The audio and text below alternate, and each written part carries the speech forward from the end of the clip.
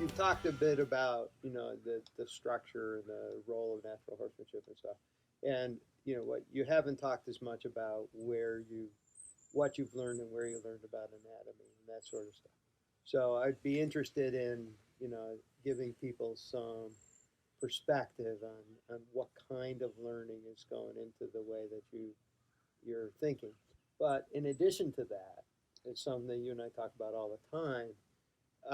There's a difference between knowing something, like knowing about anatomy and things like that, and being able, I don't like the word use it, but having access to it in the context of a relationship. So, for example, I know a lot of people who know a ton about psychology, neuropsychology, all that sort of stuff. Um, some of them would have some significant difficulty, interacting with and creating, positive, strong relationships with other people, right? So, how do you get from the knowledge base to how you can actually use it in developing these relationships with these horses and training these horses and have access to it in a way that's really helpful. I think that really all comes down to awareness. So, so when I learn something in a structured sense, in a classroom sense, I learn, let's say, I learn where the sternum is in the horse, and I learn what connects to it. That's great information. But then the next day I'm at the barn and I saddle up my horse and I bring my girth around and I jam it up in the billets and I hop on it and ride away. Of not incorporating those pieces that I learned. So I'm not thinking about, to make it simple, I just try to connect what I've learned in the classroom with what I'm doing in my day-to-day. So instead of just going about my same routine, I would say, oh, what I'm doing with my girth and my saddle is really inhibiting all of those things that are sitting in that with that sternum. So if I'm going to take what I just learned in the classroom, and then go to the barn, I'm going to say, well, actually, I'm going to just have this awareness that I should cinch up slow because I could affect the heart. Or I'm going to cinch up slow because I could affect the diaphragm and how that horse is breathing. In that situation, if I affect how the horse is breathing, I affect the lungs, I could affect the anxiety levels in that horse. I could go to this emotional piece. So something very simple is less about taking that knowledge and going and doing some big adjustment the next day. It's more about what's the awareness that I carry with me. Just to know that if I do that, I could be affecting something. If I crank my noseband down, I could be affecting something. If I'm pulling with a forceful hand and I'm creating this hyperflexion, I'm affecting something. If I'm squeezing too hard, I'm affecting something. If my saddle doesn't fit right, I'm affecting something. If I'm sitting out of balance, I'm affecting something. And vice versa. If I'm sitting well, I'm affecting something positively. If I'm, and that's all it is that. Well, it's not all it is, but that's where it starts. So that okay.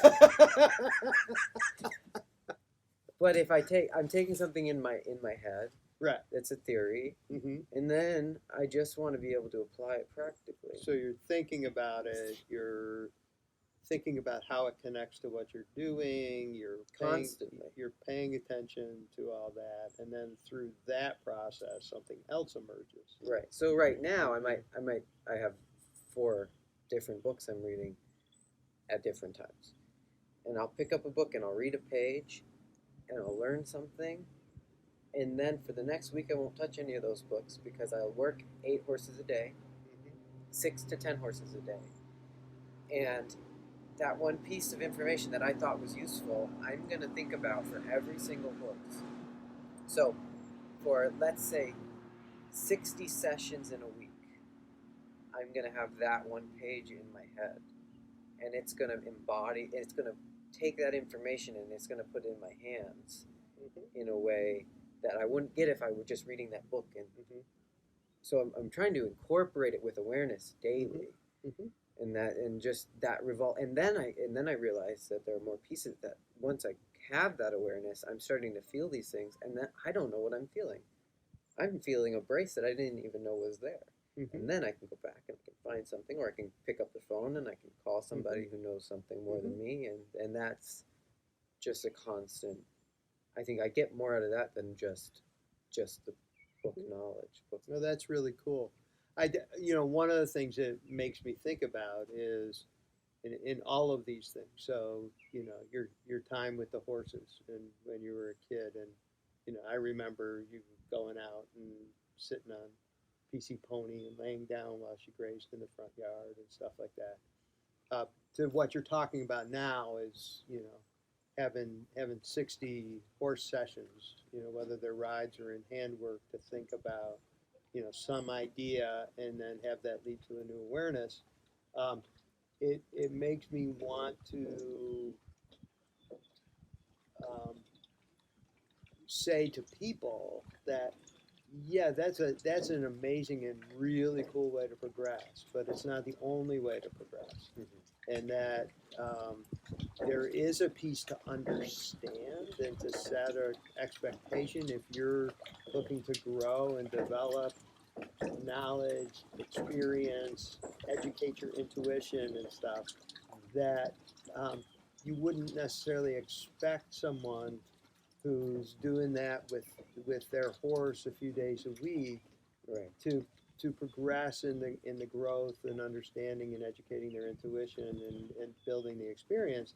But that doesn't mean that it can't happen, and that all these different pieces aren't important to play with and to understand. And you and I both know people who don't spend as much time with horses as you do, but spend a whole bunch of time watching and learning and listening, and things of that sort. And we've seen people progress, over the course of years. I mean, it's one of the joys of having great friendships with people who are interested in learning but are on a different journey. Right. Right, and I know my situation is fairly unique because I have 100 horses in my hands a week.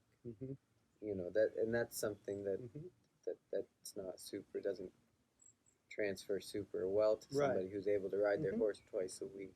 Yeah, and I think it goes to one appreciating what you have to offer all of those touches each week with all of that thought and reflection that you get to share with people as you filter through and grow in your awareness of what might be helpful to others.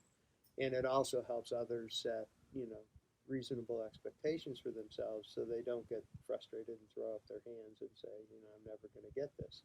It's just a different journey, a different outcome. Cool. Well, this has been fun.